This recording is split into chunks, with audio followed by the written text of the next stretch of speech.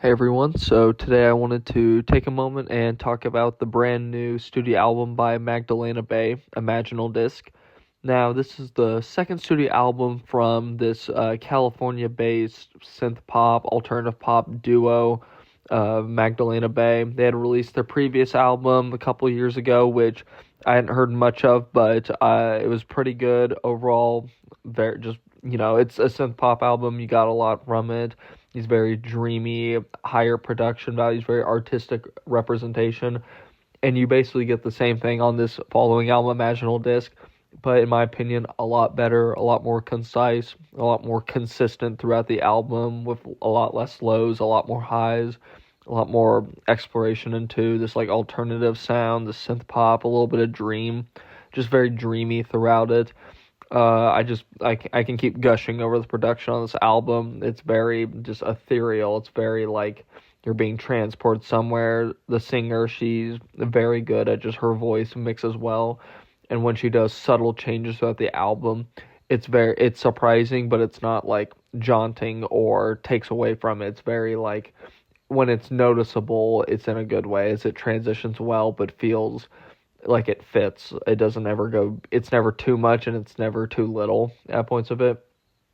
But start with just going over through some of the songs here. Is that you had She Looked Like Me, which is like one of the shortest songs that it just noticeably gets a bit more passionate throughout it.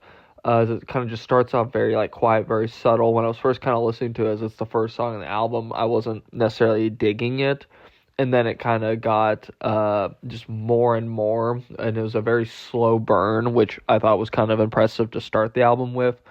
I really liked it as it became more passionate, started introducing these hi-hats throughout it, and they just kept going with it, and her just voice, it just started giving this like oomph to it, this power to it, very much like that song. And then you had a song called True Blue Interlude, which was, as the name implies, one of the interludes, which is just very ethereal, and it just gives these like spoken, like soft words that just remind me of like a day spa, or like a relaxing like resort kind of ad. Like just it was very spoken word, very interesting. It's only like a minute 30 of it for this like interlude on it, but it was very enjoyable. It very was a very big tone setter for like what the rest of the album would be, which is cool. Then you had Deaf and Romance, which is a fun song, and probably I think probably my favorite song on the album, which is like this very like back and forth, quick deliveries of vocals that are very reminiscent of like an argument of, just two people not agreeing on certain things of it, going over it, Deaf and Romance, as the name implies, of this like kind of tug of war going back and forth.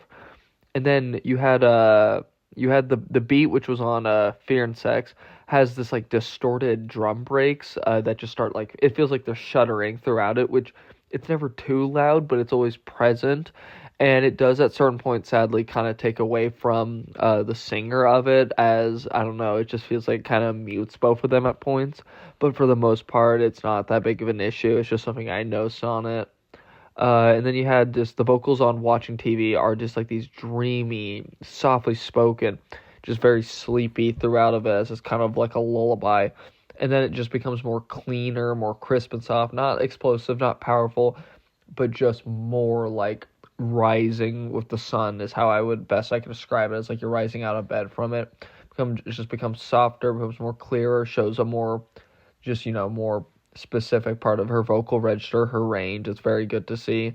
And then Angel on a Satellite has these like bongo percussion sounds throughout it, which I was digging it. I liked it. It's very subtle throughout it, and it very much drives the rhythm and just mixes well with the album, the whole jive of it. I really did enjoy this album. I think for a second studio album by this band, it was very good of it. Very encapsulated the synth pop aesthetics, while also kind of making it its own thing. Having a bit of an artistic expression, very sleepy, very dreamy. It's pretty similar to the previous album, but it does, take it a step further of it, explore some of these sounds more, specifically on songs like Angel on a Satellite with the percussion. The vocals are very much, growing as it. I feel like this album is very good. You had slow burns throughout the album. You had, back and forth of like Deaf and Romance. I overall really enjoyed it. If I had to rate this album, I would give it a 9. I think it was very good. I enjoyed it, and I think you would as well. Anyways, that's going to be it for me. Bye.